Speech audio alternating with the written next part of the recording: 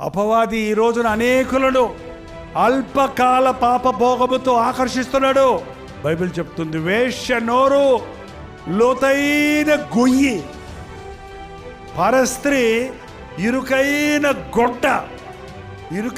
గుంటలో పడ్డాడు, బయటికి రాగలడా? ఆడిన తర్వాత లేపుతాడు దేవుడని పడతాడు. నేను ఆ పాపంలో ఈ పాపంలో, ఆ రొచ్చులో, ఈ పెంటలో, ఈ పెడాకుల్లో అంటారు ఏంటండి? నేను పాస్టర్ని అంటున్నావు, పెద్దోళ్ళని అంటున్నావు, గొప్పోడిని అంటున్నావు, పరిశుద్ధుని అంటున్నావు. సొలొమోను లాంటి జ్ఞానే పడ్డాడు రా బాబు. రేపేం సబ్బుతో నీకేం తెలుసు? జాగ్రత్త, నీ కళ్ళు జాగ్రత్త, నీ ఒళ్ళు జాగ్రత్త. మచ్చ తెచ్చుకోవద్దు జీవితానికి. దెబ్బలు మాంతాయి కానీ మచ్చలు పోవు.